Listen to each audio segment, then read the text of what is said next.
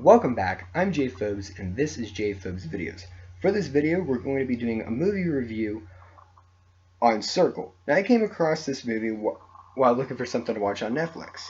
I read the synopsis and I decided that it would be worth watching. And for the most part, it was pretty entertaining.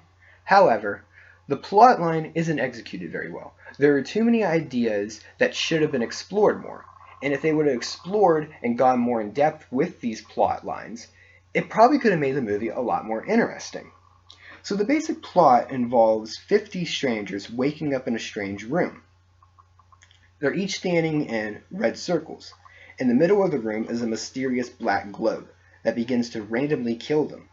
Eventually they figure out that it's not random at all, but in fact, they're the ones who are voting for who is killed off next. Now they must find out who will die next so that they can buy themselves some time to figure out how to get out of this alive. The first 20 minutes of Circle is honestly the best part of the movie. The movie starts off right in the room. Both the audience and the characters have no clue what's happening. Characters are being killed off left and right because they just don't know what is going on. They're scared, they're confused, and it just adds so much suspense to the movie because we're just wondering who is going to be killed, and we're just wondering what is going to happen. Now, once they figure out what is going on and that they are the ones who are voting, the movie begins to slightly drag, and it loses the intensity that the first few minutes had.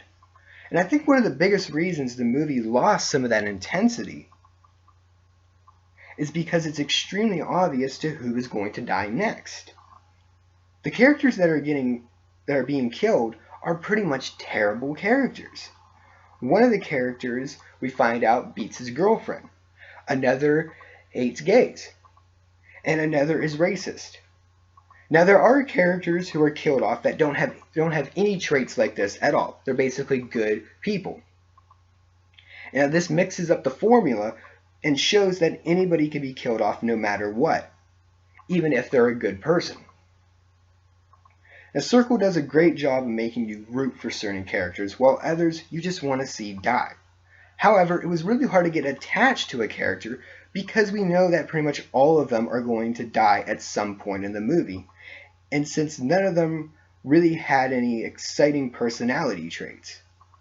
To me, I feel that the movie would have been a lot better if they would have done something like Saw did with their characters, where you take certain characters and show flashbacks showing why they're there and why they might deserve to die, or maybe why they might deserve to live. That would create kind of like an emotional attachment to certain characters rather than just, well, they're human beings, so they shouldn't be killed. Now, my biggest issue with Circle is the runtime. Now, I love a long movie, and really I prefer a 2-hour long movie over one that is only an hour.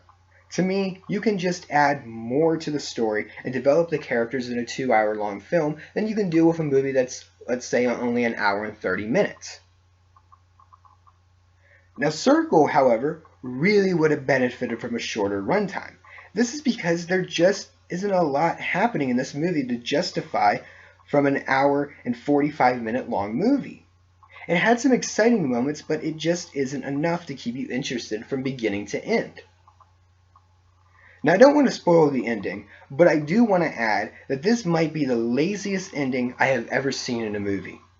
Now, I love open-ended movies, but even an open-ended ending should provide something so that the audience can try and figure out what happened. For instance, let's take a look at Birdman from last year. It had a very open ending. However, though, if you look at some of the events that happened in the movie, you can tell that and this will be actually spoiling the ending to Birdman, so fair warning about that.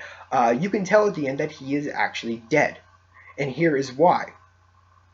He gets a standing ovation. It's something that he had always wanted his entire life. He wanted to be taken seriously as an actor.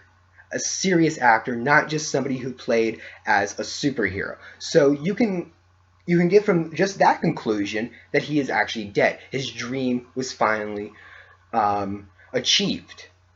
He also flies out of the window. you really can't do that if you're alive. So yeah, you can basically make the assumption that he is dead. That's a good way to make an open-ended movie. Circle, however, just leaves too many questions unanswered. Overall, Circle tries to add social commentary into the movie, but it just doesn't go anywhere. They should have explored some more of the social commentary that was in the movie. If the movie would have been a lot shorter, it probably would have been a much better movie. And really, I feel that this would have been better as just a TV movie, maybe on AMC or HBO or something. However, it is still worth checking out. It still has a good amount of suspense. The characters, for the most part, are pretty interesting, even though you can't get attached to them. And the acting is fairly good. So if you have Netflix, I highly recommend you check this movie out. My final rating for Circle is a 7 out of 10. I hope you enjoyed this video. I'm definitely looking forward to start doing more movie reviews. So remember to like, comment, and subscribe. This is Jay Phobes signing out.